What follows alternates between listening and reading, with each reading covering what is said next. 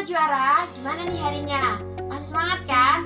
Nah, di sini kita akan belajar tentang bilangan pecahan. Untuk yang pertama, kita akan belajar mengenal dan membandingkan bilangan pecahan. Perlu diingat bahwa kita dulu pernah belajar tentang KPK atau kelipatan persekutuan terkecil dan juga FPB, faktor persekutuan terbesar, di waktu zaman sekolah dasar dulu ya teman-teman. Nah, itu sangat berguna untuk menentukan atau mengoperasikan bilangan pecahan. Yang pertama, kita belajar tentang mengenal bilangan pecahan. Bilangan pecahan adalah bilangan yang menyatakan bagian dari keseluruhan. Jika A dan B adalah bilangan bulat dengan B tidak boleh sama dengan 0, maka A per B merupakan bilangan pecahan untuk A sebagai pembilang dan B sebagai penyebut. Yang kedua adalah penyederhanaan pecahan. Penyederhanaan pecahan untuk menyederhanakan sembarang pecahan A per B dengan B tidak boleh sama dengan 0 ya teman-teman. Nah, itu berlaku jika A per B sama dengan A dibagi dengan P per B dibagi dengan P, di mana P adalah FPB dari A dan B. Untuk contoh dari penyederhanaan bilangan pecahan adalah yang ketiga adalah jenis-jenis bilangan pecahan.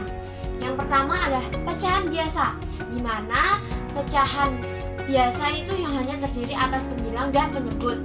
Untuk yang kedua adalah pecahan murni. Pecahan murni yaitu bagian dari pecahan biasa, di mana pembilang kurang dari penyebut.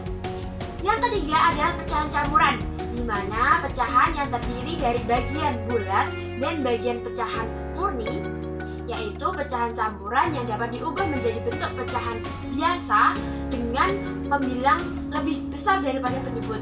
Contohnya, yang keempat adalah pecahan desimal, di mana pecahan yang penyebutnya itu berangka 10, 100, dan 1000 atau seterusnya yang dituliskan dengan tanda koma. Untuk contoh dari pecahan desimal sebagai berikut. Nah, yang kelima adalah persen, yaitu pecahan per 100, pecahan yang penyebutnya 100. Nah, persen itu disimbolkan dengan simbol persen seperti yang ada di sini ya teman-teman. Nah, yang kedua adalah kita akan membandingkan dan mengurutkan bilangan pecahan. Nah, bisa disaksikan. Nah, untuk membandingkan dan mengurutkan pecahan, maka seluruh pecahan harus diubah menjadi pecahan sejenis terlebih dahulu. Jika memiliki penyebut yang sama, maka cukup membandingkan pembilangnya. Namun, jika pecahan berbeda penyebutnya, maka samakan penyebut terlebih dahulu dengan mencari nilai KPK dari penyebut-penyebutnya. Contoh A. Manakah yang lebih besar antara 12 per 35 dan 7 per 10? Maka jawabannya, karena kedua pecahan tersebut mempunyai penyebut yang berbeda, yaitu 10 dan 35, maka harus disamakan terlebih dahulu dengan mencari KPK dari 10 dan 35. Nah, KPK dari 10 dan 35 adalah 70.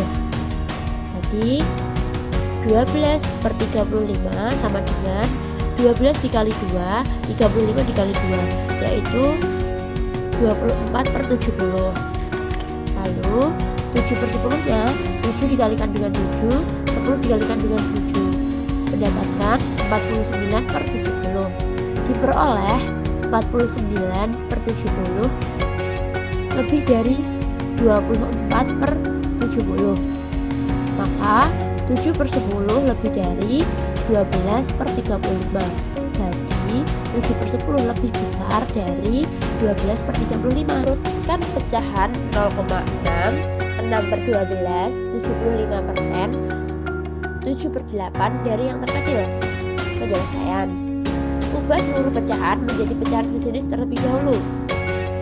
Untuk yang pertama, 0,6 sama dengan 6 per 10 dikalikan dengan 100 per 100 sama dengan 600 per 1000. Untuk yang kedua, 6 6/12, kita bagi terlebih dahulu dengan 6, yaitu 6 dibagi 6 menghasilkan 1, 12 dibagi 6 menghasilkan 2, jadi jawabannya 1/2. Lalu kita kalikan dengan 500 dikalikan dengan per 500 menghasilkan 500/1000. Untuk yang ketiga, 75% kita ubah menjadi pecahan biasa menjadi 75/100. Lalu kita kalikan dengan 10/10 menghasilkan 750/1000. Untuk yang keempat, 7/8 kita kalikan dengan 125/125 menghasilkan 875/1000.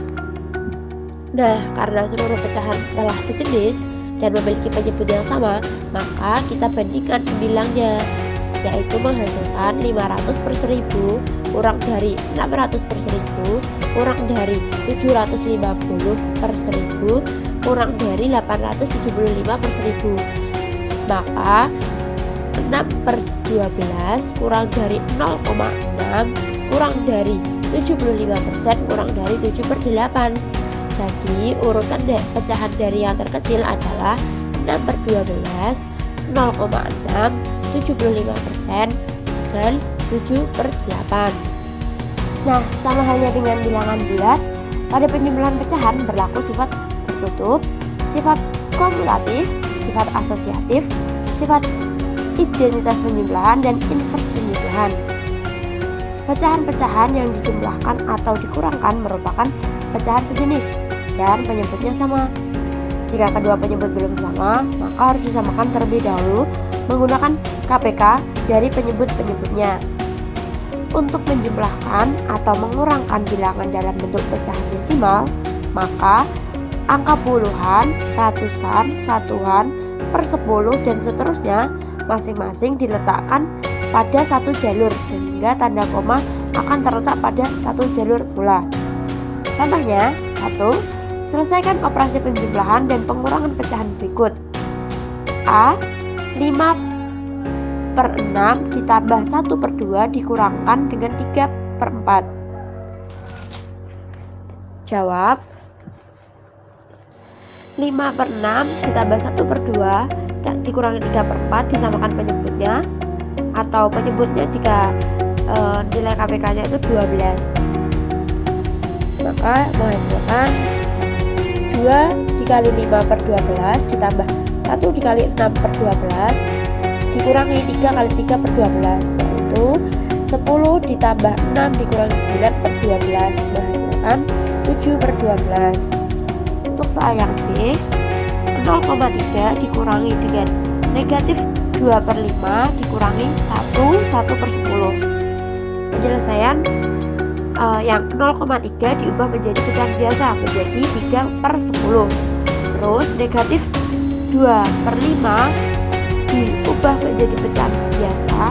Kalau negatif bertemu negatif, maka menghasilkan positif, yaitu 2/5. Jadi 3/10 ditambah 2/5 dikurangkan untuk 1/10 diubah menjadi pecahan biasa menjadi 10 dikalikan 1 ditambah 1/10, yakni 11/10. Jadi 3/10 ditambah 2 kali 2/10 dikurangi 11/10 menghasilkan 3/10 ditambah 4/10 dikurangi 11/10 menghasilkan negatif 4/10. Ada beberapa jenis pecahan dalam perkalian. Nah, seluruh pecahan tersebut dinyatakan dalam bentuk pecahan biasa terlebih dahulu untuk dapat dioperasikan. Nah, perkalian pecahan biasa dapat dilakukan dengan mengkalikan pembilang dengan pembilang dan penyebut dengan penyebut.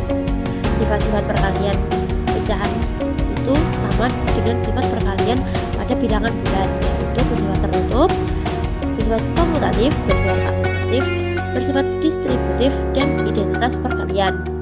Nah, jika A per B dan C per D, pecahan dengan B dan D tidak boleh sama dengan 0, maka hasil perkaliannya akan sebagai berikut, yaitu A per B dikalikan C per D itu menghasilkan A kali C B kali D. Nah, jika bilangan pecahan berbentuk desimal, dikalikan dengan bilangan kelipatan 10. Maka hasilnya diperoleh dengan menggeser tanda koma ke kanan sebanyak angka 0 bilangan penggali. Nah, untuk contohnya yang pertama, 9 dikali dengan 2/3 menghasilkan 9 itu akan dijadikan pecahan biasa, maka menghasilkan 9/1 dikalikan dengan 2/3 sama dengan 9 dikalikan dengan 2, 1 dikalikan dengan 3 menghasilkan 18/3 atau bisa disederhanakan menjadi 6.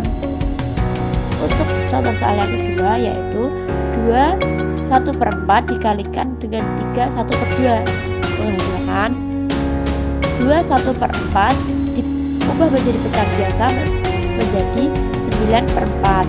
Jika 3 1/2 diubah pecahan biasa menghasilkan 7/2, maka 9 dikalikan dengan 7, 4 dikalikan dengan 2 menghasilkan 63/8.